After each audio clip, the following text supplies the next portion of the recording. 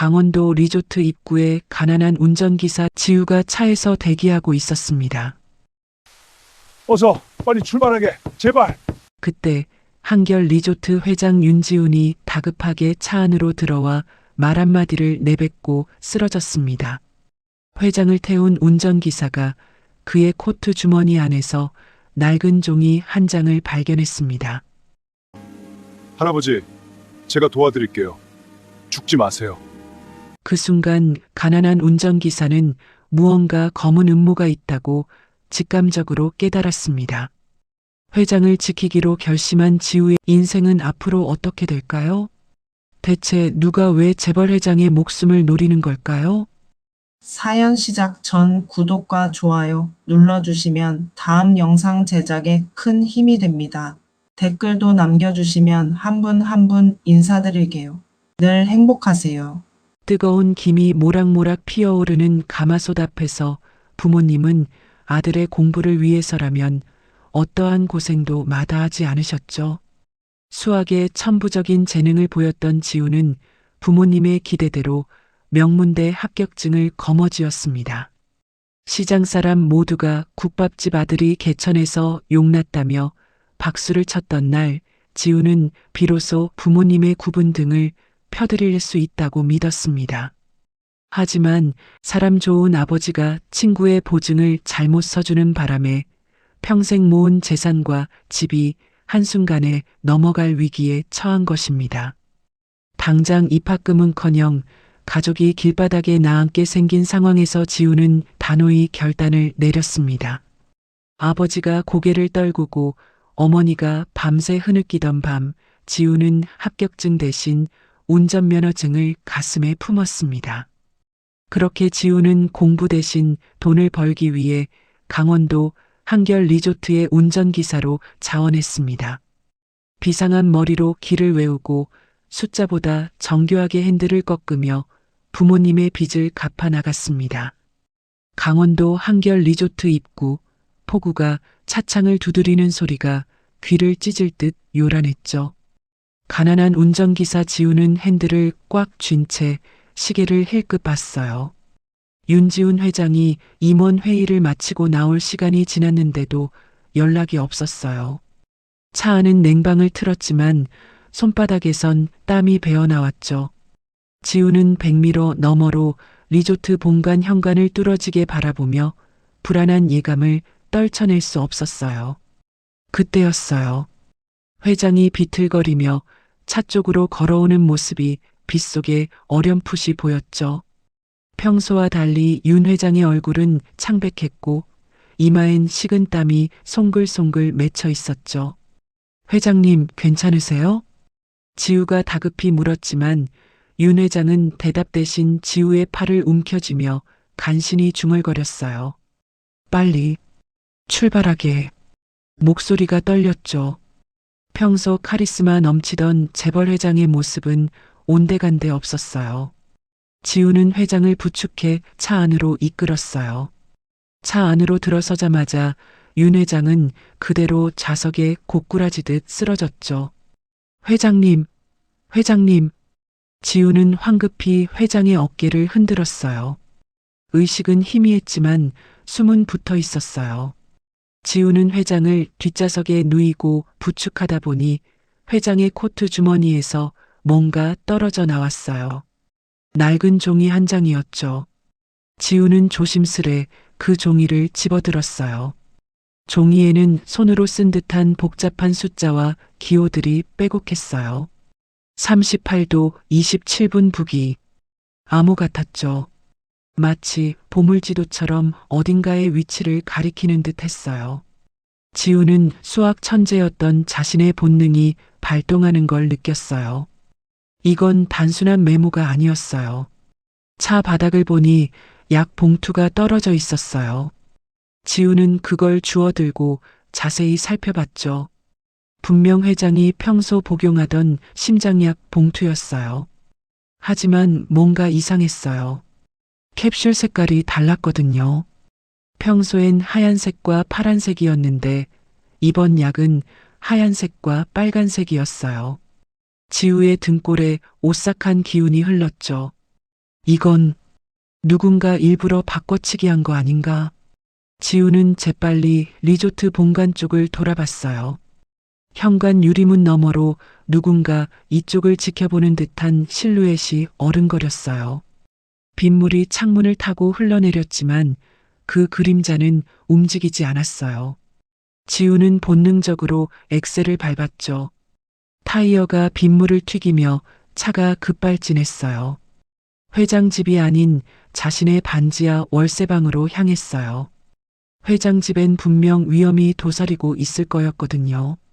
비좁은 반지하에 회장을 부축해 누이고 젖은 옷을 벗긴 뒤 담요를 덮어줬어요. 윤 회장의 얼굴은 여전히 창백했지만 숨소리는 조금씩 안정되는 것 같았죠. 지우는 밤새 회장을 지켰어요. 새벽이 되자 약국 문이 열렸고 회장의 올바른 심장약을 사왔어요. 돌아와 회장에게 약을 먹이고 물을 마시게 했죠. 새벽 3시가 넘어서야 윤 회장이 가까스로 눈을 떴어요.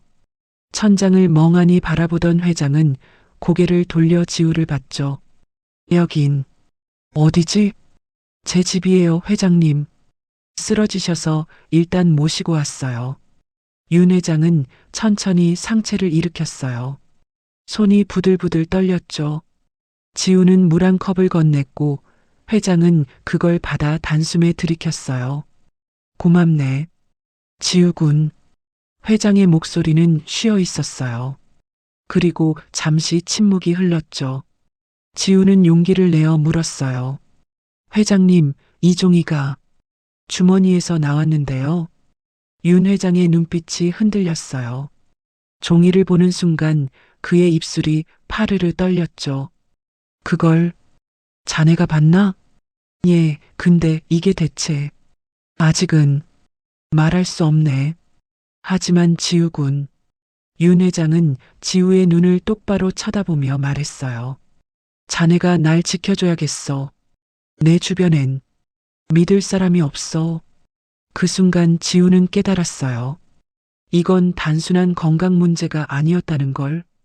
누군가 재벌 회장 윤지훈을 없애려 하고 있고 그 음모의 실마리가 바로 이 낡은 종이 한 장에 담겨 있다는 걸. 가난한 운전기사였던 지우의 인생은 이 순간부터 완전히 다른 방향으로 흘러가기 시작했어요. 다음 날 아침 지우는 낡은 TV에서 흘러나오는 속보에 숨을 들이켰습니다. 화면에는 윤지훈 회장의 실종 소식과 함께 건강 이상으로 인한 일시적 공석이라는 한결그룹의 공식 발표가 자막으로 흐르고 있었습니다. 하지만 지우는 직감했습니다. 저건 실종 신고가 아니라 회장을 찾아내 없애려는 자들의 공개 수배나 다름없다는 것을요. 회장님, 뉴스 보셨습니까? 세상이 난리가 났습니다. 윤 회장은 힘겹게 몸을 일으켰습니다. 어젯밤 지우가 구해온 약 덕분에 안색은 돌아왔지만 그의 눈빛에는 깊은 비애가 서려 있었습니다. 결국 내 동생 지상이가 판을 짰군. 내가 죽어야 그자가 그룹을 통째로 삼킬 수 있으니까. 그때였습니다. 창문 틈 사이로 낯선 엔진 소리가 들렸습니다. 지우는 반사적으로 몸을 낮추고 창가로 다가갔습니다. 반지하 창살 너머로 보이는 골목 입구에 검은색 세단 2대가 들이닥치고 있었습니다. 차에서 내린 사내들은 주머니에서 사진을 꺼내 들고 골목 안쪽을 훑기 시작했습니다. 지우의 집 주소를 특정하고 찾아온 게 분명했습니다. 회장님, 엎드리세요. 놈들이 여기까지 왔습니다. 지우의 머릿속이 빠르게 회전했습니다. 이 골목은 미로처럼 복잡했지만 놈들은 이미 입구를 봉쇄했습니다. 정면 돌파는 자살 행위였습니다. 지우는 벽에 걸린 동네 지도를 훑었습니다. 3년 동안 배달 알바와 운전을 하며 익힌 동네의 모든 지름길과 하수구 위치까지 머릿속에 3D 입체 영상처럼 그려졌습니다. 회장님, 제 옷으로 갈아입으세요. 저들을 따돌려야 합니다. 지우는 회장에게 때 묻은 작업복과 낡은 모자를 씌웠습니다. 그리고 자신은 회장의 코트를 걸치고 일부러 창문을 열어젖혔습니다. 놈들의 시선이 창가로 쏠리는 찰나 지우는 회장의 손을 잡고 뒷문 보일러실과 연결된 좁은 환기구로 몸을 날렸습니다. 담벼락을 타고 옆집 옥상으로 뛰어오르는 순간 뒤에서 고함 소리가 들렸습니다. 저기다. 저놈 잡아. 검은 양복들이 건물 계단을 뛰어 올라오는 소리가 고막을 때렸습니다. 지우는 당황하지 않았습니다. 그는 옥상과 옥상 사이의 거리를 눈으로 계산했습니다. 2.5m. 노인인 회장이 뛰기엔 무리였습니다. 지우는 옥상 한 구석에 놓인 빨래 건조대와 사다리를 연결해 순식간에 임시 다리를 만들었습니다. 회장님, 저만 믿고 밟으세요. 제 눈은 틀리지 않습니다. 회장이 간신히 반대편으로 넘어가자마자 지우는 사다리를 걷어차 밑으로 떨어뜨렸습니다. 놈들이 옥상에 도착했을 땐 이미 지우와 회장은 시장통의 좁은 골목으로 사라진 뒤였습니다. 지우는 미리 주차해둔 자신의 낡은 소나타에 회장을 태웠습니다. 엔진이 거칠게 울렸습니다. 주차장을 빠져나가려는 순간 검은 세단 한 대가 앞을 가로막았습니다. 지우는 기어를 후진으로 넣고 핸들을 끝까지 꺾었습니다. 백미러로 멀어지는 추격자들을 보며 윤 회장이 거친 숨을 내뱉었습니다. 회장님, 안전벨트 꼭 매세요. 지우는 국도로 진입했습니다. 엑셀을 끝까지 밟았습니다. 낡은 소나타가 시속 130km까지 속도를 냈습니다. 차체가 덜덜 떨렸습니다. 뒤따르던 검은 세단도 속도를 높였습니다. 두 차의 거리가 점점 좁혀졌습니다. 급커브 구간이 나타났습니다. 지우는 숨을 멈추고 핸들을 꺾었습니다. 차체가 휙 기울었습니다. 타이어가 비명을 질렀습니다. 하지만 지우는 정확하게 커브를 돌아 나갔습니다. 뒤차는 속도 조절에 실패해 중앙선을 넘었다가 겨우 바로잡았습니다. 그 짧은 순간에 거리가 벌어졌습니다.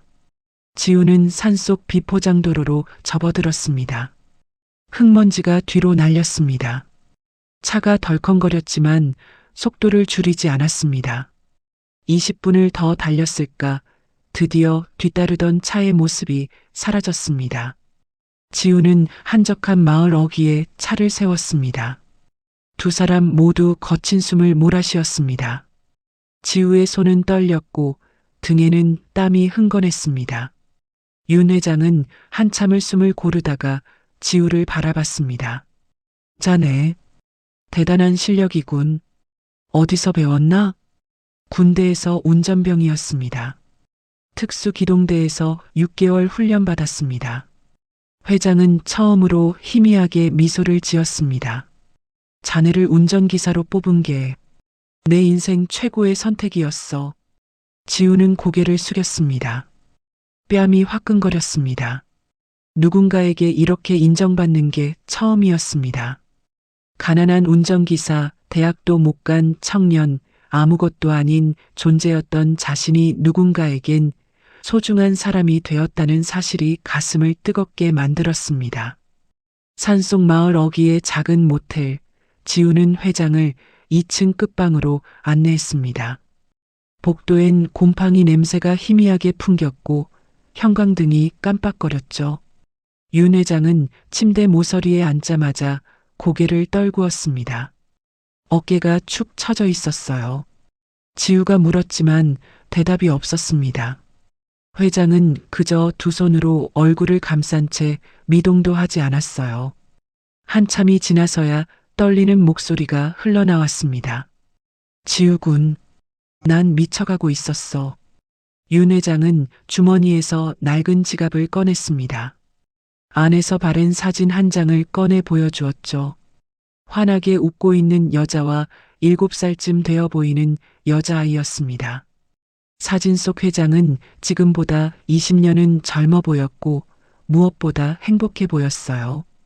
20년 전 아내와 딸이 교통사고로 세상을 떠난 이후 윤 회장의 삶은 무너졌습니다. 매일 밤 악몽에 시달렸죠. 빗속에서 뒤집힌 차, 깨진 유리창, 피. 그 장면이 끊임없이 되풀이됐어요. 정신과 약을 먹기 시작했고 동생 윤지상이 곁에서 챙겨줬습니다. 병원도 같이 가주고 약도 직접 챙겨주면서요. 하지만 최근 석 달 동안 이상한 일이 벌어졌습니다. 약을 먹으면 머리가 더 멍해지는 거였어요. 기억이 사라지고 판단력이 흐려졌습니다. 회사 중요한 결정도 제대로 내리지 못하게 됐죠. 윤 회장은 뭔가 잘못됐다는 걸 본능적으로 느꼈지만 친동생을 의심할 순 없었습니다. 지우는 주머니에서 어제 발견한 약 봉투를 꺼냈습니다. 윤 회장은 약을 들여다보다가 얼굴이 굳었어요. 평소 먹던 하얀색과 파란색 캡슐이 아니었습니다. 하얀색과 빨간색이었죠. 그때 지우의 휴대폰이 진동했습니다. 모르는 번호였어요. 받자마자 차갑고 낮은 목소리가 흘러나왔습니다. 운전기사 되시는 분이죠? 우리 형님을 어디 숨겼습니까? 윤지상이었습니다. 지우는 침을 삼켰어요. 상대방은 부드러운 말투로 회장을 빨리 모셔와야 치료를 받을 수 있다고 했습니다. 하지만 밑바닥엔 협박이 깔려 있었죠. 지우는 전화를 끊어버렸습니다. 손이 덜덜 떨렸어요. 위치 추적일 가능성이 높았습니다.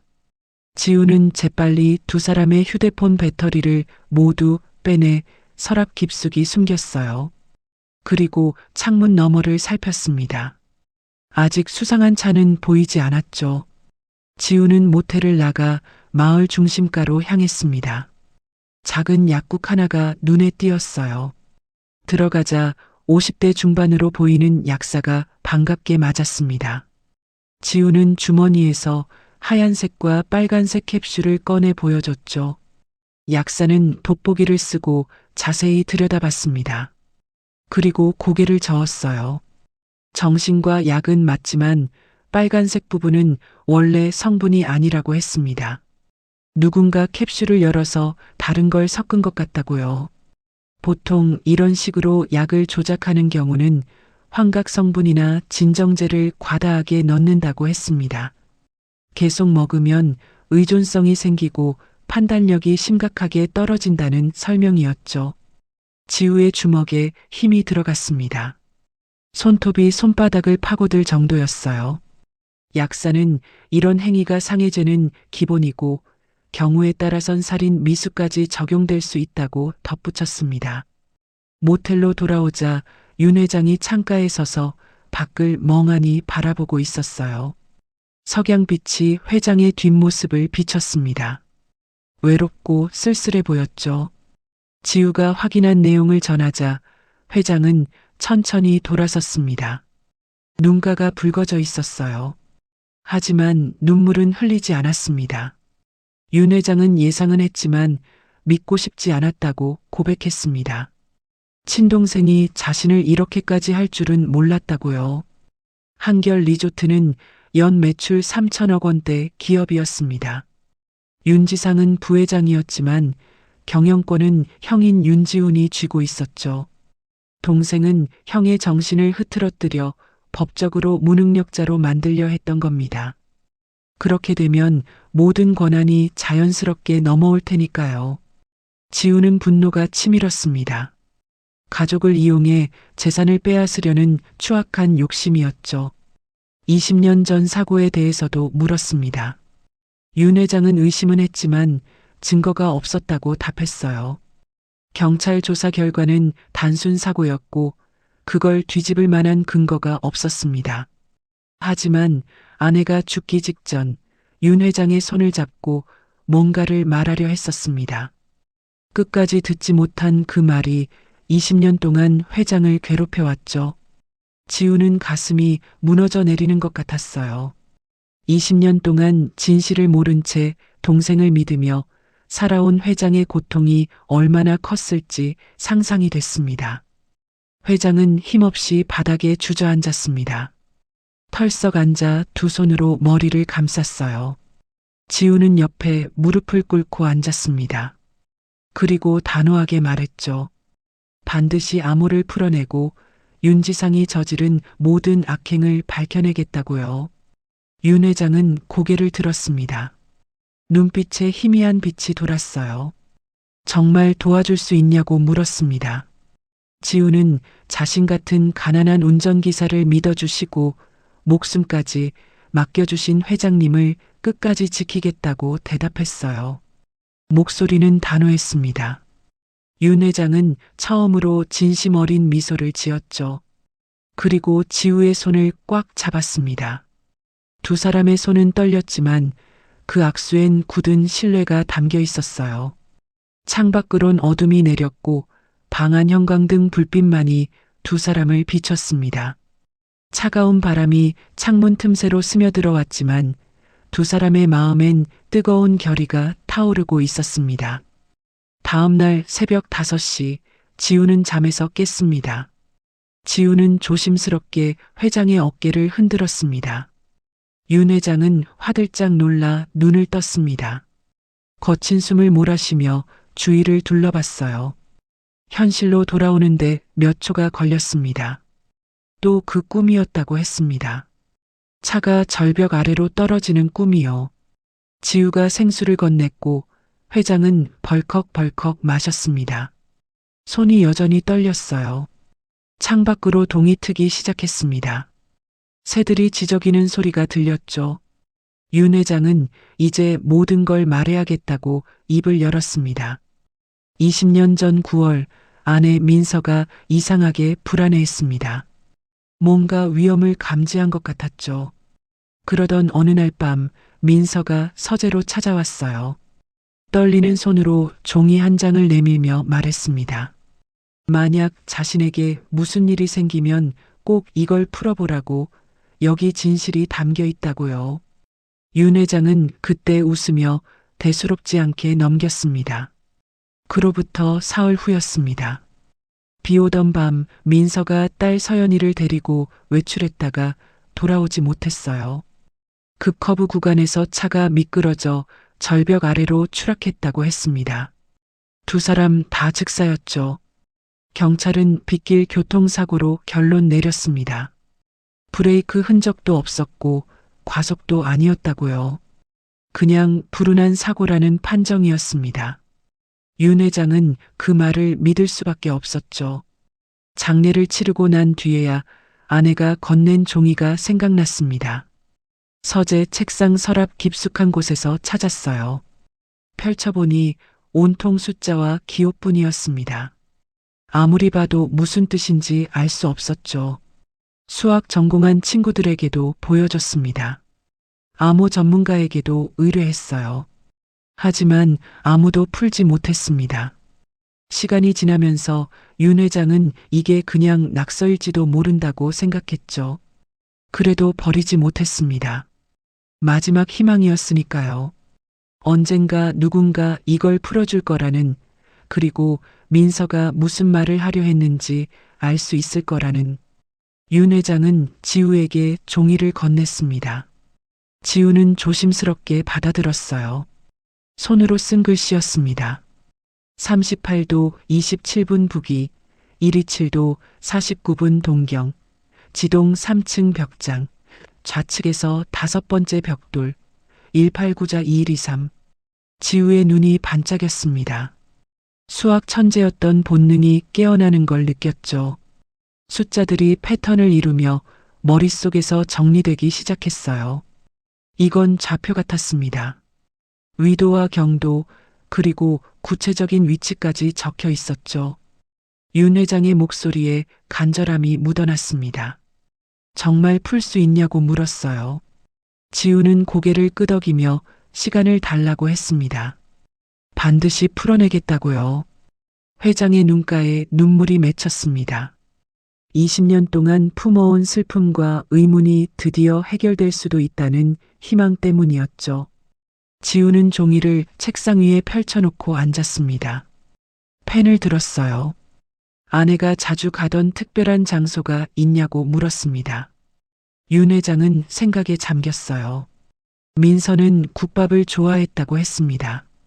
특히 서울 종로에 있는 오래된 국밥집을 자주 찾았다고요. 거기 할머니가 끓여주는 국밥이 최고라면서요. 윤 회장도 몇 번 따라간 적이 있었습니다.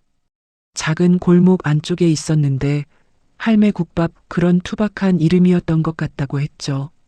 지우는 메모했습니다. 그리고 다시 암호를 들여다봤어요. 좌표 부분을 인터넷으로 검색해 봤습니다. 신기하게도 서울 종로구 어느 골목을 가리키고 있었죠. 지동 3층? 혹시 그 국밥집 근처에 그런 건물이 있는지 물었지만 회장은 20년 전 일이라 기억이 안 난다고 답했습니다. 지우는 계속 암호를 분석했습니다. 1894-2123. 이 숫자는 뭘까요? 날짜일 수도 있고 비밀번호일 수도 있었어요. 머리를 쥐어짜며 생각했습니다. 시간이 흘러 아침 7시가 됐습니다. 지우는 여전히 종이를 붙들고 있었어요. 윤 회장은 조용히 지켜봤죠. 지우의 이마에 땀이 송글송글 맺혔습니다. 펜을 움직이며 숫자들을 조합하고 또 조합했어요. 문득 생각이 떠올랐습니다. 사모님 생일이 언제냐고 물었어요. 지우의 눈이 커졌습니다. 1894. 여러 조합을 시도해봤어요. 그러다 문득 깨달았습니다. 혹시 결혼기념일이 1월 8일이냐고 물었죠. 윤 회장이 화들짝 놀랐습니다. 맞다고 어떻게 알았냐고 되물었어요. 지우는 흥분했습니다. 이 숫자는 날짜들을 합친 거였습니다. 중요한 날들이죠. 암호가 풀리기 시작했어요. 심장이 두근거렸습니다. 천재 소년이었던 자신의 능력이 드디어 빛을 발하는 순간이었죠. 아직 다 푼 건 아니었지만 방향은 잡았습니다. 이 암호는 분명 어딘가의 금고를 가리키고 있었어요. 그리고 그 안에 진실이 있을 거였습니다. 두 사람의 눈빛이 마주쳤습니다. 희망과 두려움이 섞인 눈빛이었어요. 20년 동안 묻혀있던 비밀이 드디어 세상에 드러날 날이 다가오고 있었습니다. 모텔 방 안은 고요했지만 두 사람의 가슴 속엔 폭풍이 몰아치고 있었죠. 창밖으론 아침 햇살이 쏟아져 들어왔고 먼지가 빗속에서 춤을 췄습니다. 지우는 그날 밤부터 사흘 동안 잠도 제대로 자지 못했습니다. 회장이 건넨 낡은 종이를 책상 위에 펼쳐놓고 형광등 불빛 아래서 숫자와 기호들을 하나하나 분석했죠. 종이 모서리는 손때로 까맣게 변했고 몇몇 글자는 물에 번져 희미했습니다. 하지만 지우의 눈빛만큼은 흐려지지 않았어요. 이 숫자 배열, 좌표가 아니라 주소체계야. 지우는 중얼거리며 연필로 종이 여백의 계산식을 빼곡히 적어 내려갔습니다.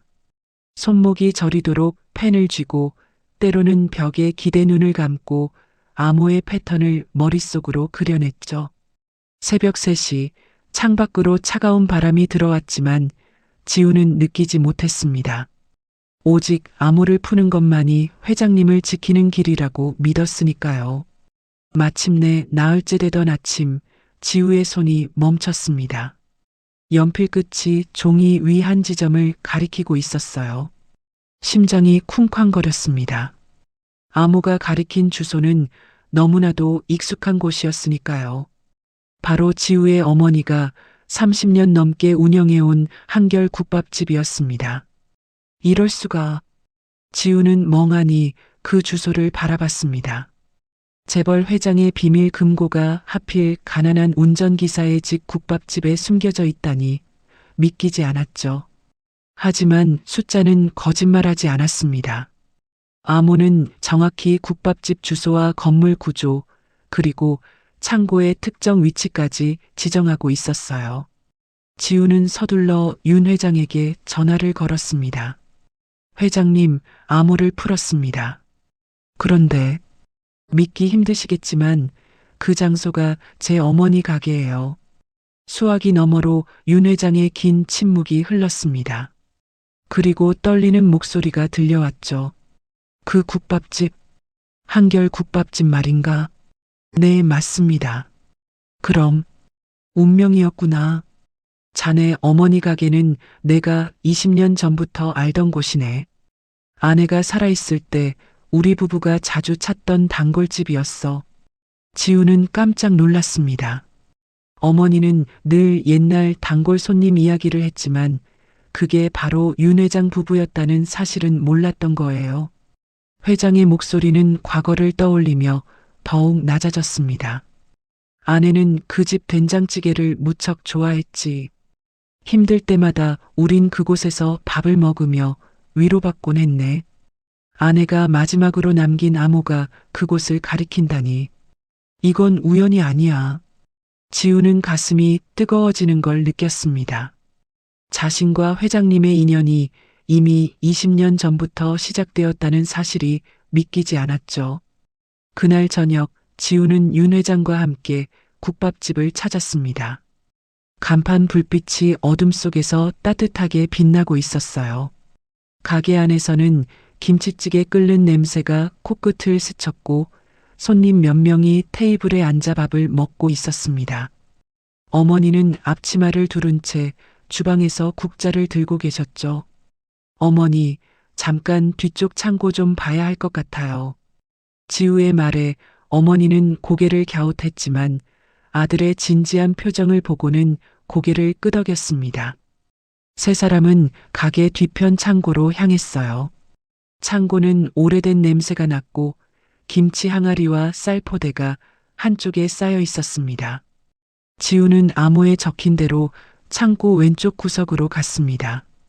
시멘트 바닥 한 모퉁이, 낡은 김치 항아리 3개가 놓인 자리였죠. 항아리를 치우자 바닥에 희미한 균열이 보였어요. 지우는 손으로 먼지를 털어내고 균열을 따라 손가락을 밀어 넣었습니다. 여기 뭔가 있어요. 바닥 일부가 움직였습니다. 작은 철판이 들려 올라가더니 그 아래 낡은 금고 하나가 모습을 드러냈어요. 금고 표면은 녹이 슬어 있었고 오래된 자물쇠가 달려 있었습니다. 윤 회장이 떨리는 손으로 주머니에서 작은 열쇠를 꺼냈죠. 아내가 남긴 유품 중 하나였습니다. 열쇠를 자물쇠에 넣자 딸깍 소리와 함께 금고 문이 열렸습니다. 안에는 두툼한 서류 봉투 2개와 오래된 카세트 테이프 하나, 그리고 손때 묻은 노트 한 권이 들어 있었어요. 윤 회장은 손을 떨며 서류 봉투를 꺼냈습니다. 봉투를 열자 안에서 여러 장의 문서가 나왔습니다. 첫 번째 문서는 자동차 정비 기록이었어요. 사고 나기 이틀 전 윤 회장 가족이 타던 차량의 브레이크 계통에 누군가 손을 댄 흔적이 정비사의 메모로 남아 있었죠. 두 번째 문서는 은행 거래 내역이었습니다. 사고 일주일 전 윤지상 명의 계좌에서 정체 모를 사람에게 5천만 원이 송금된 기록이었어요. 세 번째 문서를 보는 순간 윤 회장의 얼굴이 하얗게 질렸습니다. 그것은 윤지상이 직접 작성한 메모였습니다. 형이 사라지면 리조트는 내 것이라는 글귀가 선명하게 적혀 있었죠. 회장의 손에서 서류가 떨어졌고 그는 창고 벽에 기대어 고개를 떨구었습니다. 동생이 정말로 목소리가 잠겼습니다. 지우는 조용히 회장 옆에 섰고 어머니는 놀란 표정으로 두 사람을 바라봤어요. 금고 안에서 나온 증거들은 너무나 명확했습니다. 윤지상이 형수와 조카의 목숨을 빼앗은 교통사고를 치밀하게 계획하고 실행했다는 것을 증명하고 있었으니까요. 어머니는 서류들을 내려다보다가 갑자기 얼굴색이 변했습니다. 손으로 입을 막으며 뒷걸음질 쳤죠. 이게 그때 그 사건이었구나. 지우가 황급히 어머니의 팔을 잡았습니다. 어머니, 무슨 말씀이세요? 어머니는 떨리는 목소리로 입을 열었습니다. 창고 안은 고요했고 멀리서 자동차 지나가는 소리만 희미하게 들렸어요. 20년 전, 그 비 오던 날이었어. 나는 시장에서 장을 보고 돌아오는 길이었지. 그때 횡단보도 근처에서 검은색 세단 한 대를 봤단다. 어머니의 눈빛이 과거 속으로 빠져들었습니다. 마치 그날의 장면이 다시 눈앞에 펼쳐지는 듯 했어요. 차 밑으로 누군가 기어 들어가더라고. 처음엔 정비하는 사람인 줄 알았어. 근데 이상했지. 비가 억수같이 쏟아지는데 길바닥에 엎드려서 뭔가 만지작거리고 있었거든. 그 사람 얼굴은 못 봤어. 검은 모자를 눌렀었고 우비를 입고 있었으니까. 윤 회장이 벌떡 일어났습니다. 눈빛이 날카로워졌죠. 그 차가 우리 가족 차였단 말입니까? 어머니는 고개를 끄덕였습니다. 눈가에 눈물이 맺혔어요. 나중에 뉴스에서 봤어. 그날 저녁 그 근처에서 교통사고가 났다고. 재벌 회장 가족이 변을 당했다고 했지. 그때 내가 본 차랑 똑같더라고. 번호판까지 기억나? 453 7483이었어. 윤 회장이 비틀거렸습니다. 지우가 재빨리 회장을 부축했죠. 회장의 입술이 파르르 떨렸습니다. 그 번호판 맞습니다. 그게 우리 차였어요. 어머니는 두 손을 꼭 쥐며 계속 말했습니다. 목소리는 점점 작아졌지만 또렷했어요. 그때 난 무서웠어. 뭔가 이상하다고 느꼈지만 가난한 국밥집 주인이 뭘 할 수 있겠니? 경찰한테 말해봤자 믿어줄 것 같지도 않았고. 그래서 그냥 잊으려고 했단다. 근데 이렇게 다시 마주하게 될 줄은. 지우는 어머니를 꼭 안았습니다. 어머니의 어깨가 작게 떨렸죠.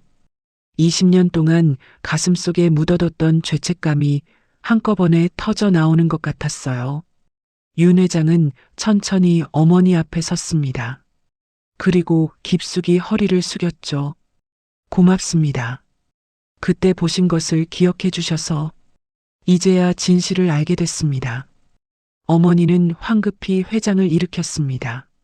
아니에요, 회장님. 제가 그때 용기를 냈어야 했는데. 아닙니다. 그때 말씀하셨어도 아무도 믿지 않았을 겁니다. 제 동생은 교묘했으니까요. 하지만 지금은 달라요. 이제 모든 증거가 여기 있습니다. 윤 회장은 금고 안에서 카세트 테이프를 꺼냈습니다. 테이프 겉면에는 사랑하는 지훈에게라고 적혀 있었어요.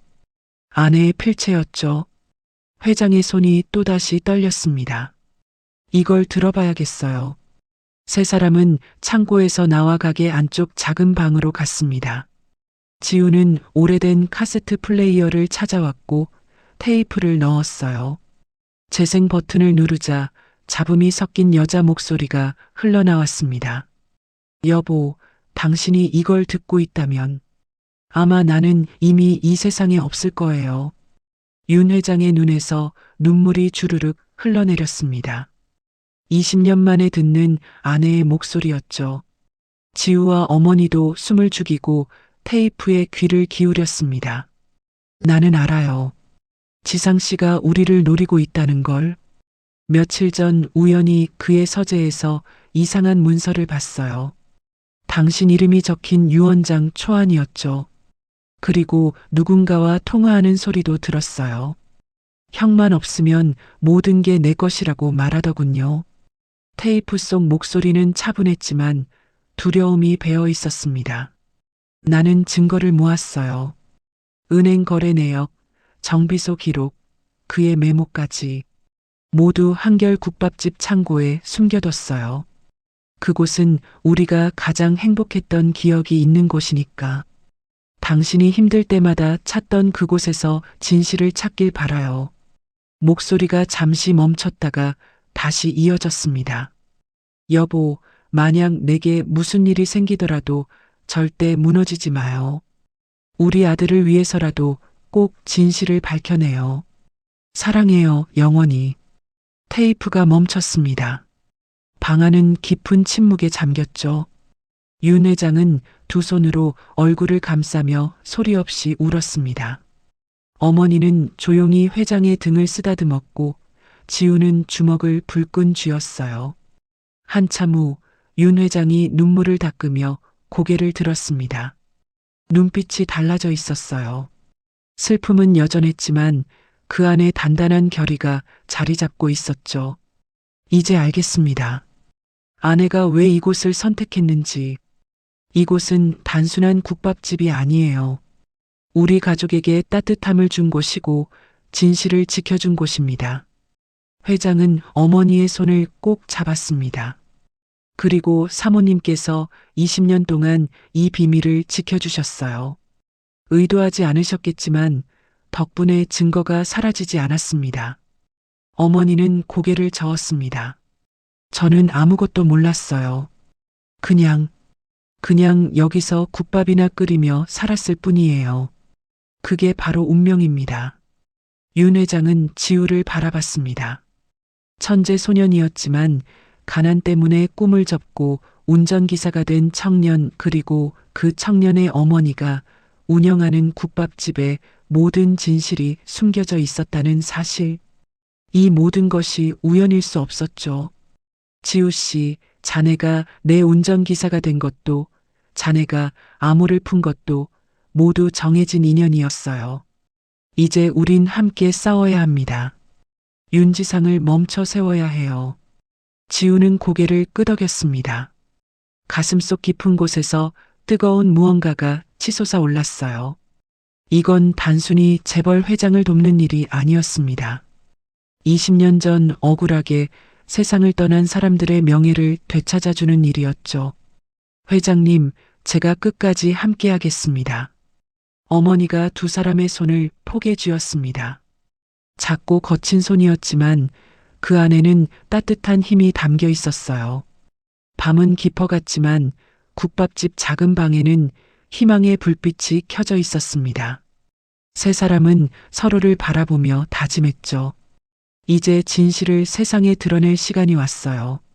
다음 날 아침 윤지상은 자신의 서재에서 급히 걸려온 전화를 받았습니다.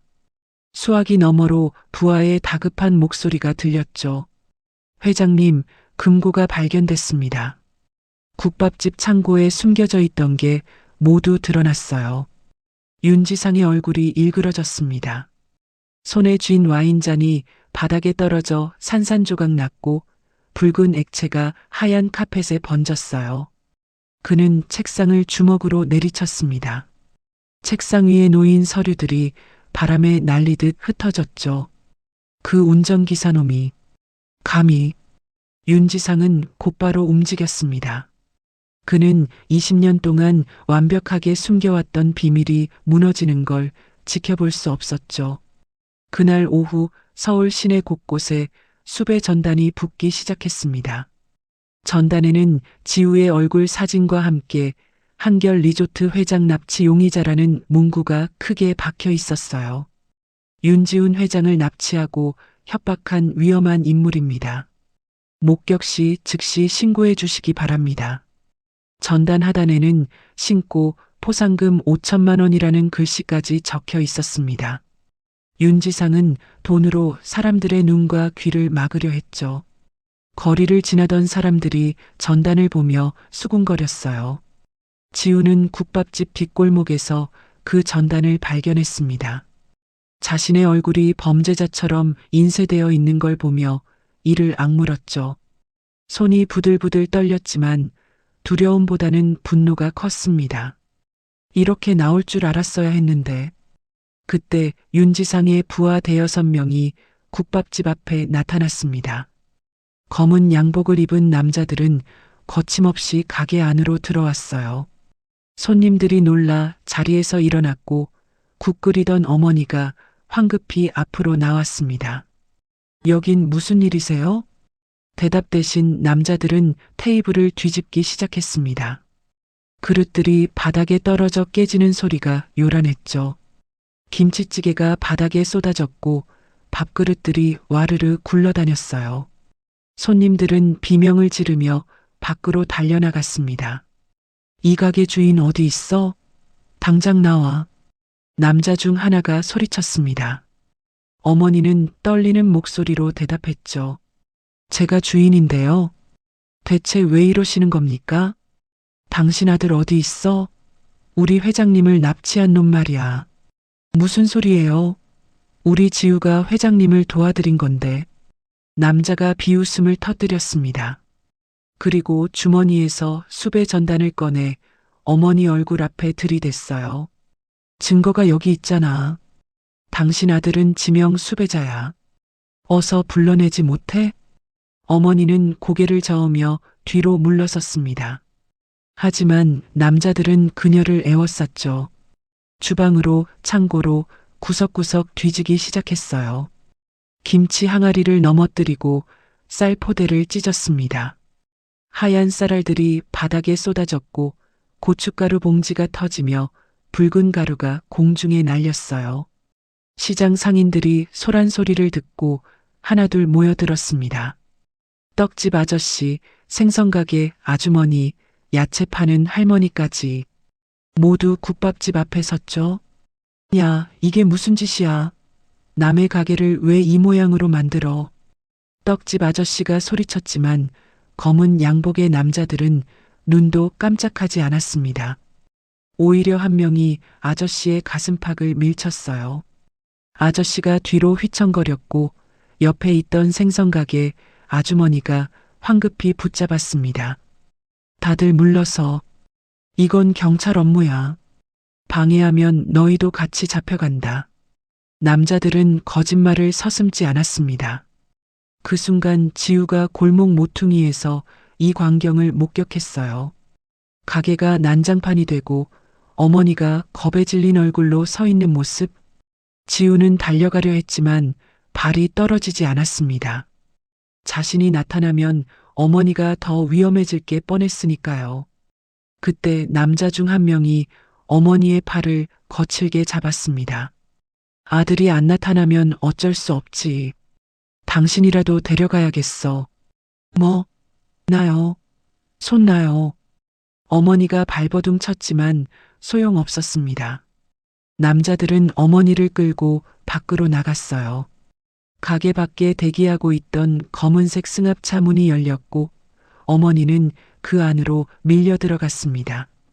차 문이 쾅 닫히는 소리가 골목에 울렸죠. 지우는 골목 그늘에 숨어 주먹을 불끈 쥐었습니다. 눈물이 흘러내렸지만 닦을 겨를도 없었어요. 승합차는 요란한 엔진 소리를 내며 골목을 빠져나갔습니다.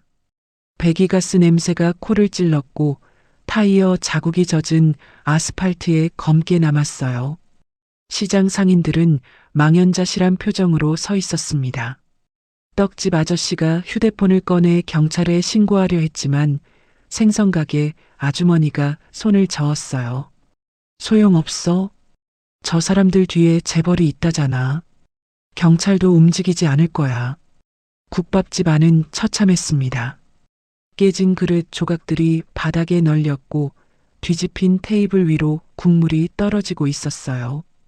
벽에 걸린 어머니의 앞치마만이 쓸쓸하게 흔들리고 있었죠. 지우는 골목 구석에 주저앉았습니다. 무릎을 끌어안고 고개를 숙였어요. 온몸에 힘이 빠졌습니다. 회장님을 지키려다 오히려 어머니까지 위험에 빠뜨린 자신이 한없이 작아 보였죠. 그때 주머니 속 휴대폰이 진동했습니다. 모르는 번호였어요. 지우는 떨리는 손으로 전화를 받았습니다. 윤지상의 차갑고 낮은 목소리가 들렸습니다. 운전기사 양반, 듣고 있나? 내 어머니는 지금 내 손에 있어. 금고에서 가져간 서류 전부 내놓지 않으면 어떻게 될지 모르겠는데? 지우는 이를 악물었습니다. 손에 쥔 휴대폰이 땀으로 미끄러질 정도였죠. 어머니한테 손대지 마. 내가 원하는 게 서류면 만나서 거래하자고. 윤지상이 비웃음을 흘렸습니다. 거래? 내가 감히 나랑 거래를 해? 내일 정오까지 한강 다리 밑으로 서류 가져와. 혼자 오고 경찰이나 우리 형한테 알리면 내 어머니는 강물에 빠지는 거야. 전화가 끊겼습니다. 지우는 휴대폰을 꺼안고 눈을 질끈 감았어요. 차가운 골목벽에 등을 기대니 시멘트의 차가운 기운이 등골로 스며들었습니다. 멀리서 시장 상인들의 웅성거림이 들렸지만 지우의 귓속엔 윤지상의 협박만이 맴돌았죠. 해가 기울며 골목에 긴 그림자가 드리웠습니다. 지우는 천천히 일어섰어요. 무릎에 묻은 먼지를 털어내고 주먹을 쥐었습니다. 포기할 수 없었어요. 어머니를 반드시 구해내야 했으니까요. 그날 밤 지우는 국밥집으로 돌아왔습니다. 난장판이 된 가게를 보며 한참을 서 있었죠. 깨진 그릇들, 엎질러진 국물, 바닥에 흩어진 쌀알. 모든 게 악몽 같았어요. 지우는 무릎을 꿇고 깨진 조각들을 하나씩 주었습니다. 손에 그릇 파편이 베어 피가 났지만 느끼지 못했죠. 그때 가게 문이 삐걱거리며 열렸습니다. 떡집 아저씨가 빗자루와 쓰레받기를 들고 들어왔어요. 뒤이어 생선가게 아주머니, 야채가게 할머니, 분식집 총각까지 시장 사람들이 하나둘 모여들었습니다. 이걸 혼자 어떻게 치우려고? 우리가 도와줄게. 떡집 아저씨가 소매를 걷어붙이며 말했습니다. 지우는 고개를 들었어요. 눈가에 맺힌 눈물이 빛을 받아 반짝였죠. 아저씨, 괜찮으세요? 위험할 수도 있는데. 무슨 소리야? 내 어머니가 우릴 얼마나 도와줬는데. 내가 가게 망할 뻔했을 때 공짜로 밥 먹여준 사람이 누군데. 생선가게 아주머니도 고개를 끄덕였습니다. 우리 딸이 아플 때 병원비 보태준 것도 내 어머니야. 은혜를 갚을 때가 된 거지. 야채가게 할머니는 지우의 손을 꼭 잡았어요.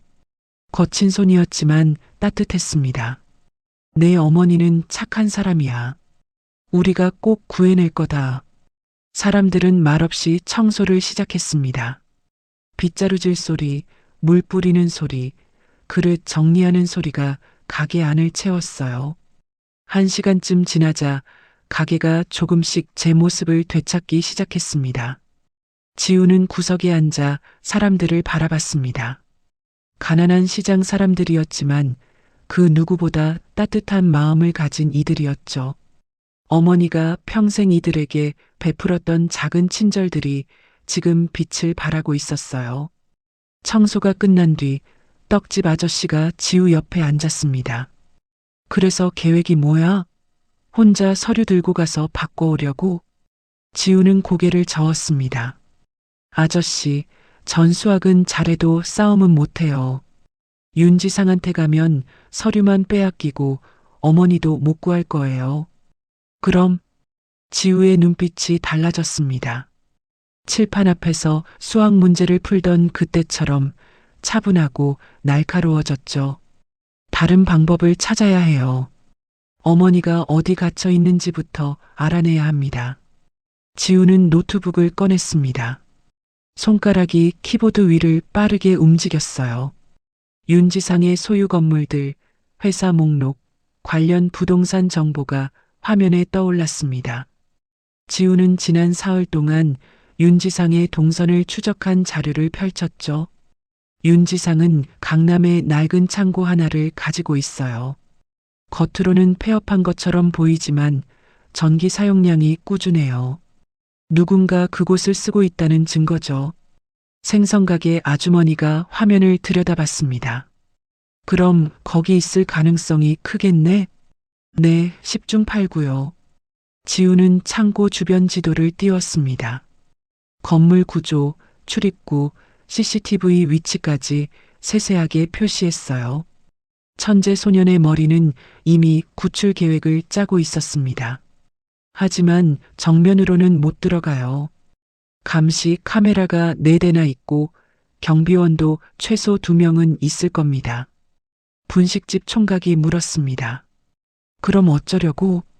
옆 건물 옥상에서 로프로 넘어갈 수 있어요. 창고 뒤편엔 CCTV 사각지대가 있거든요. 거기로 들어가면 떡집 아저씨가 지우의 어깨를 툭 쳤습니다. 좋아. 우리가 돕겠어.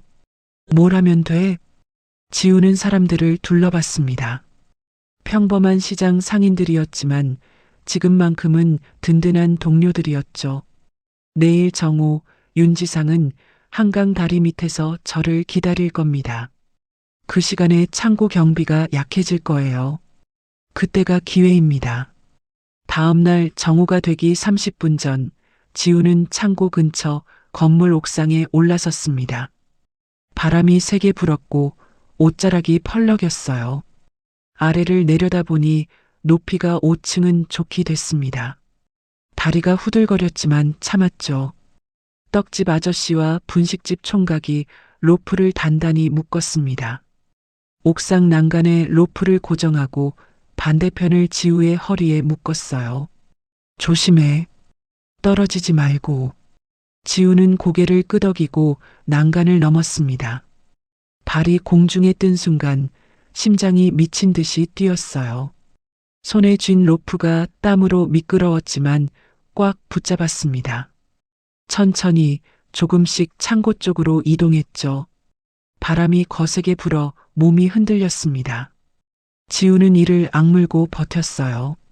3분쯤 지나자 창고 옥상에 발을 디딜 수 있었습니다. 로프를 풀고 옥상 비상문으로 조심스럽게 다가갔죠. 문은 잠겨 있지 않았습니다. 지우는 문을 살며시 열고 안으로 들어갔어요. 계단을 따라 내려가니 창고 내부가 보였습니다. 컨테이너 박스들이 쌓여 있고 구석에 작은 방 하나가 있었죠. 방 앞에 경비원 한 명이 의자에 앉아 졸고 있었습니다. 지우는 숨을 죽이고 그림자를 따라 움직였어요. 천천히 소리 없이. 경비원 뒤로 다가가 재빨리 그의 입을 막고 목을 조였습니다. 경비원이 허우적거렸지만 이내 기절했죠. 지우는 경비원의 주머니에서 열쇠를 꺼냈습니다. 손이 떨렸지만 열쇠를 문에 꽂고 돌렸어요. 찰칵 소리와 함께 문이 열렸습니다. 방 안에 어머니가 의자에 묶여 있었습니다. 입에는 재갈이 물려 있었고 눈가에는 눈물 자국이 말라 있었어요. 어머니. 지우는 달려가 어머니의 재갈과 밧줄을 풀었습니다. 어머니는 지우를 보자마자 그를 꼭 껴안았죠. 지우야, 괜찮니? 다치진 않았니? 전 괜찮아요. 어서 나가요. 두 사람은 서둘러 방을 나왔습니다. 계단을 올라 옥상으로 향했죠. 떡집 아저씨가 로프를 던져주었고 지우는 어머니를 먼저 건너보냈어요. 어머니가 무사히 건너편 옥상에 도착하자 지우도 로프를 타고 건넜습니다. 옥상에 도착한 순간 창고 아래에서 비명소리가 들렸습니다. 경비원이 깨어난 모양이었어요. 하지만 이미 늦었습니다. 지우와 어머니는 건물을 빠져나와 골목으로 사라졌죠. 시장 골목에 도착했을 때 상인들이 박수를 쳤습니다. 어머니는 눈물을 흘리며 사람들에게 고개를 숙였어요. 고맙습니다. 정말 고맙습니다. 지우는 어머니의 어깨를 감싸 안았습니다. 해질녘 햇살이 골목에 따스하게 내려앉았고 국밥집 간판이 다시 불을 밝혔어요. 어머니를 구출한 다음 날 지우는 윤 회장과 함께 작은 카페에서 만났습니다. 창밖으로 비가 부슬부슬 내렸고 커피잔에서 피어오르는 김이 유리창을 뿌옇게 만들었어요. 회장은 테이블 위에 서류 뭉치를 펼쳐놓고 한참을 들여다봤습니다. 이제 마지막 단계입니다. 하지만 조심해야 해요. 윤지상은 이미 주요 언론사를 소나기에 쥐고 있거든요. 지우는 고개를 끄덕이며 노트북을 켰습니다. 화면엔 각 언론사의 소유 구조와 광고 의존도 자료가 떠올랐죠. 주요 신문사 3곳은 한결그룹 광고비로 운영되는 거나 마찬가지예요. 방송국 2곳도 윤지상 측 인맥이 경영진의 포진해 있고요. 회장이 한숨을 내쉬었습니다. 컵을 들어 커피를 한 모금 마셨지만 쓴맛만 느껴졌어요. 그럼 어디로 가야 하나? 지우는 화면을 넘겼습니다. 작은 온라인 매체 목록이 나타났죠. 대형 언론사 대신 독립 매체를 찾았습니다.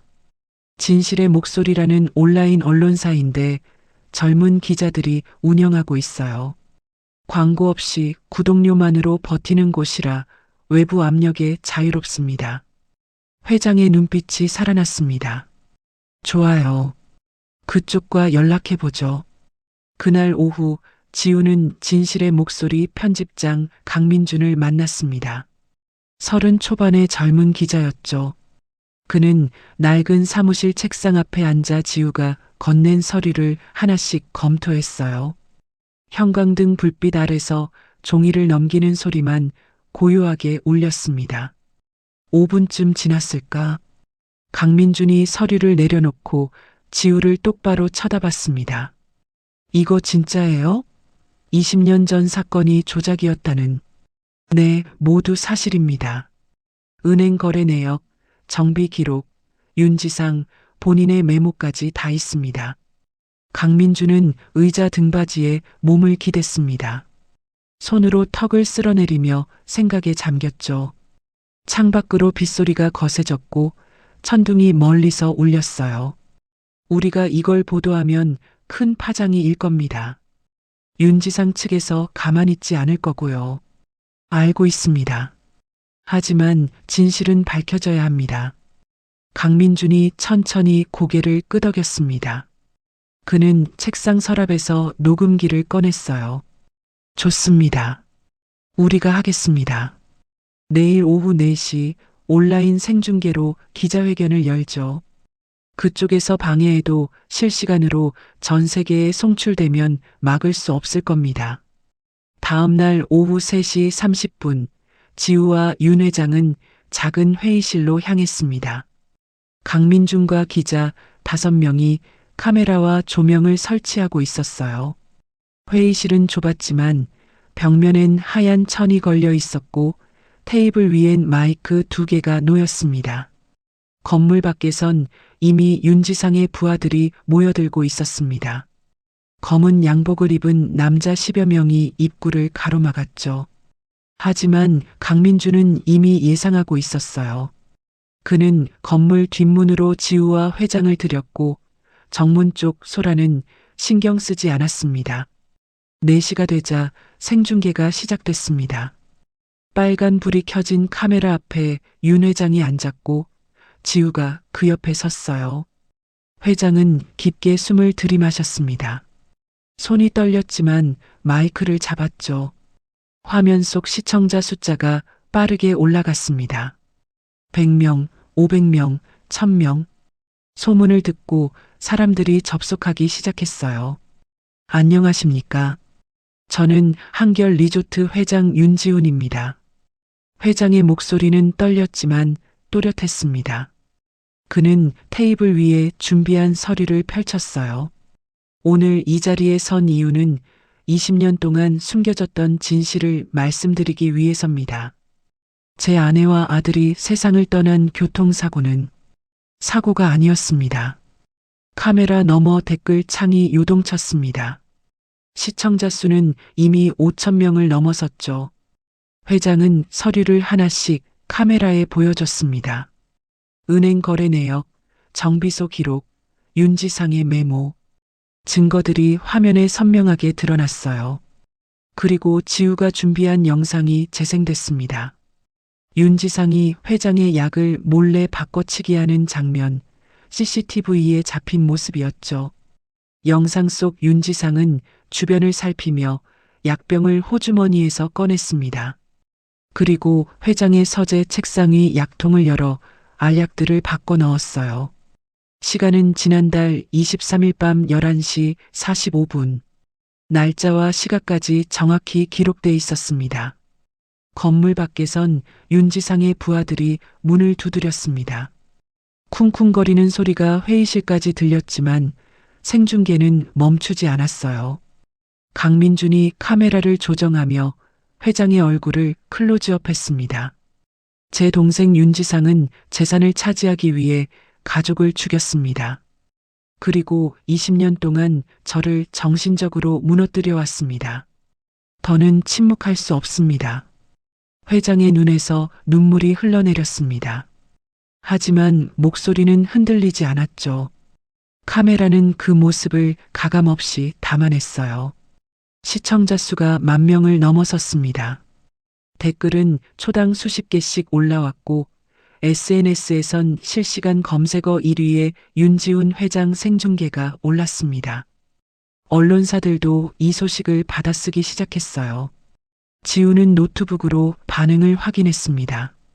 포털 사이트 메인 화면에 속보가 떴고 방송사들이 긴급 뉴스를 준비하고 있었죠. 윤지상이 아무리 언론을 장악했어도 실시간으로 퍼지는 진실은 막을 수 없었습니다. 회의실 문이 쿵 하고 흔들렸습니다. 밖에서 누군가 발로 차는 소리였죠. 하지만 강민주는 문을 향해 고개도 돌리지 않았어요. 카메라는 계속 돌아갔고 진실은 계속 송출됐습니다. 회장이 마지막 서류를 들어 올렸습니다. 아내가 남긴 편지 사본이었어요. 이 모든 증거는 제 아내가 목숨을 걸고 남긴 것입니다. 20년이 걸렸지만 이제 세상에 알립니다. 윤지상은 살인자입니다. 그 순간 회의실 문이 벌컥 열렸습니다. 윤지상의 부하 셋이 들이닥쳤지만 이미 늦었어요. 생중계는 끝났고 영상은 수만 명의 기기에 저장됐습니다. 진실은 이미 세상 밖으로 나간 뒤였죠. 생중계가 끝나고 30분 후 건물 밖은 취재진으로 가득 찼습니다. 방송사 카메라 대여섯 대가 입구를 향하고 있었고 기자들이 마이크를 들고 대기했어요. 하늘엔 헬리콥터 소리가 울렸고 경찰차 사이렌이 멀리서 들려왔습니다. 윤지상의 부하들은 어찌할 바를 몰랐습니다. 이제 회장을 막으면 오히려 자신들이 방해 혐의로 체포될 판이었죠. 그들은 하나둘 뒤로 물러섰고 건물 입구가 열렸어요. 윤 회장이 천천히 걸어 나왔습니다. 지우가 그의 팔을 부축했죠. 회장의 걸음은 느렸지만 흔들리지 않았어요. 20년 동안 짓눌려 있던 진실의 무게를 내려놓은 사람의 걸음이었습니다. 카메라 플래시가 터졌습니다. 수십 개의 빛이 회장의 얼굴을 비췄고 기자들이 일제히 질문을 쏟아냈어요. 회장님, 동생분이 정말 사고를 조작했습니까? 증거는 확실합니까? 윤지상 씨는 지금 어디 있습니까? 회장은 입구 계단 위에 섰습니다. 마이크 대여섯 개가 그의 입 앞으로 밀려왔죠. 그는 눈을 감고 깊게 숨을 들이마셨어요. 저녁 공기가 차가웠고 빗방울이 한두 개씩 떨어지기 시작했습니다. 네, 모두 사실입니다. 회장의 목소리가 마이크를 타고 울려 퍼졌습니다. 제 동생 윤지상은 20년 전 제 가족을 죽였습니다. 리조트를 차지하기 위해서였죠. 그리고 그는 저를 정신적으로 무너뜨려 회사 경영권까지 빼앗으려 했습니다. 기자들 사이로 웅성거림이 퍼졌습니다. 카메라는 쉬지 않고 셔터를 눌렀고 방송 카메라에 빨간 불이 켜져 있었어요. 저는 오랫동안 아팠습니다. 가족을 잃은 슬픔 때문이라고 생각했죠. 하지만 진짜 이유는 따로 있었어요. 동생이 제게 먹인 가짜 약 때문이었습니다. 회장은 주머니에서 약병 2개를 꺼냈습니다. 하나는 진짜 약, 하나는 윤지상이 바꿔치기한 가짜였죠. 카메라 렌즈가 약병을 클로즈업했어요. 이 약들은 이미 국립과학수사연구원에서 분석을 마쳤습니다. 가짜 약엔 환각 성분과 진정제가 과다 투여돼 있었습니다. 저를 혼란스럽게 만들기 위해서였죠. 그때 경찰차가 건물 앞에 멈춰 섰습니다. 형사 넷이 차에서 내렸고 그중 한 명이 회장에게 다가왔어요. 40대 중반쯤 돼 보이는 형사였습니다. 윤지훈 회장님이시죠? 강력계 박준영 형사입니다. 제보받은 내용 확인하러 왔습니다. 회장은 고개를 끄덕이고 서류 뭉치를 건넸습니다. 형사는 서류를 펼쳐보다 표정이 굳어졌어요. 은행 거래 내역, 정비 기록, 윤지상의 메모. 모든 게 명백한 증거였습니다. 이 정도면 충분합니다. 윤지상 씨는 지금 어디 계십니까? 아마 회사에 있을 겁니다. 강남 본사 23층 회장실이요. 형사는 무전기를 들었습니다. 본부, 여기 박준영. 긴급 체포영장 청구 부탁합니다. 용의자는 윤지상, 살인 교사 및 상해 혐의입니다. 무전기 너머로 확인 신호가 들렸습니다. 형사들은 다시 차에 올라탔고 사이렌을 울리며 출발했어요. 빗방울이 점점 굵어졌고 아스팔트 위로 빗물이 흘러내렸습니다. 기자들은 계속 질문을 던졌지만 회장은 더 이상 대답하지 않았습니다. 지우의 부축을 받으며 천천히 차로 향했죠. 취재진 사이를 지나는 동안 누군가 소리쳤어요. 회장님, 후회하지 않으십니까? 동생을 고발한 것에 대해서요. 회장이 걸음을 멈췄습니다. 뒤돌아보지 않고 대답했죠. 후회는 없습니다. 진실을 말하지 않았다면 평생 후회했을 겁니다. 그리고 차에 올랐습니다. 차문이 닫히고 시동이 걸렸어요. 지우가 운전대를 잡고 천천히 출발했습니다. 빗속을 헤쳐나가는 차 안은 고요했어요. 1시간 뒤 강남 본사 앞에도 경찰이 도착했습니다. 형사들은 23층 회장실로 올라갔죠. 윤지상은 거대한 책상 앞에 앉아 있었어요. 창밖으로 서울 야경이 펼쳐져 있었지만 그는 무표정하게 컴퓨터 화면만 바라보고 있었습니다. 윤지상 씨, 살인 교사 및 상해 혐의로 긴급 체포합니다. 형사가 수갑을 꺼냈습니다. 윤지상은 비웃음을 지었죠. 증거가 뭔데? 20년 전 일을 지금 와서. 충분합니다. 은행 거래 내역, 정비 기록, 당신이 직접 쓴 메모까지 다 있습니다. 그리고 약물 투여 증거도 확보했고요. 윤지상의 얼굴이 하얗게 질렸습니다. 손이 떨렸고 입술이 바싹 말랐어요. 형사는 그의 손목에 차갑게 수갑을 채웠습니다. 동행하시죠. 윤지상은 비틀거리며 일어섰습니다. 20년 동안 완벽하게 숨겨왔던 비밀이 단 하루 만에 무너졌어요. 그는 형사들에게 이끌려 복도를 걸었고 직원들이 놀란 눈으로 지켜봤습니다. 건물 밖에선 다시 취재진이 몰려들었습니다. 카메라 플래시가 윤지상의 얼굴을 비췄고 수갑찬 그의 손목이 렌즈에 담겼어요. 그는 고개를 숙인 채 경찰차에 실렸습니다. 차가 출발하자 빗소리만 남았습니다. 20년 만에 정의가 실현되는 순간이었죠. 하늘에선 천둥이 크게 울렸고 번개가 밤하늘을 가로질렀습니다. 폭풍우가 휩쓸고 간 자리에는 투명할 정도로 시린 태양빛이 내리쬐었습니다. 한결 리조트의 로비는 더 이상 음모와 배신이 도사리는 차가운 공간이 아니었죠. 윤 회장은 지우의 부축을 받으며 회장실 창가에 서서 멀리 보이는 소나무 숲을 응시했습니다.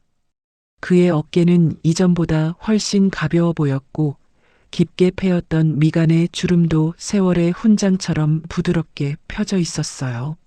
지우는 조용히 회장의 곁을 지키며 그가 내뱉는 안도의 숨결을 함께 나누었습니다. 재벌 회장이라는 화려한 껍데기 뒤에 숨겨진 한 노인의 고독을 누구보다 잘 알게 된 지우의 눈가에도 뜨거운 기운이 서렸죠. 윤 회장은 책상 위에 놓인 사퇴 권고안 대신 사회 환원 계획서를 집어들었습니다. 부정한 방법으로 축적된 동생의 은닉 자산 수천억 원을 포함하여 리조트 수익의 상당 부분을 소외된 이웃과 꿈을 잃은 청년들을 위한 재단으로 돌리겠다는 결단이었어요. 그는 지우를 바라보며 천천히 입술을 뗐습니다. 지우군, 자네가 나에게 준 것은 목숨뿐만이 아니야. 사람을 믿어도 된다는 그 소중한 희망을 되찾아 주었네.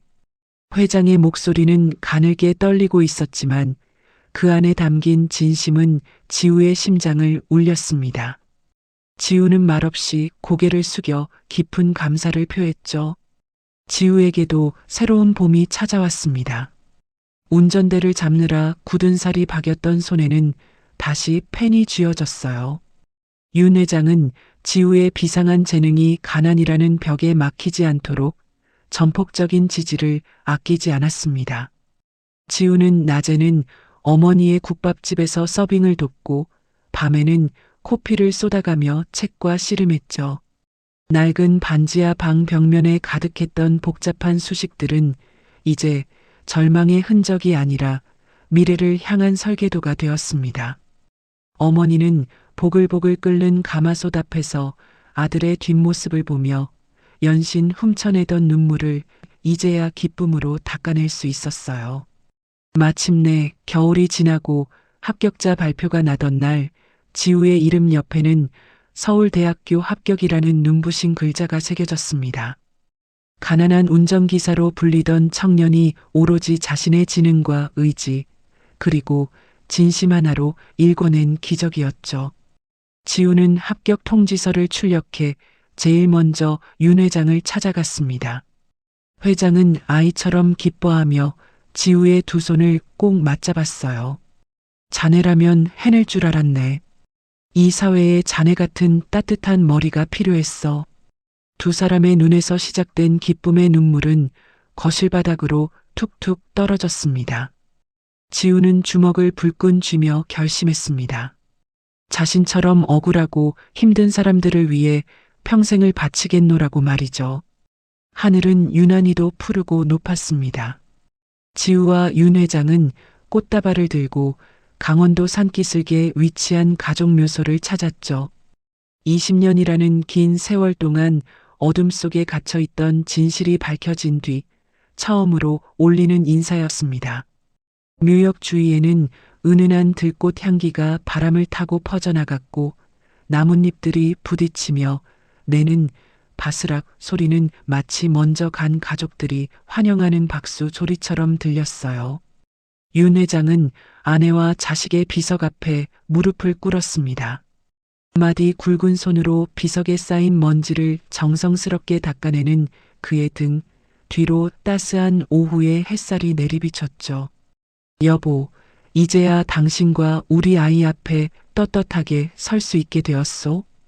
여기 이 청년이 나를 살리고 우리 가족의 명예를 지켜주었어. 윤 회장은 지우를 곁으로 불렀습니다.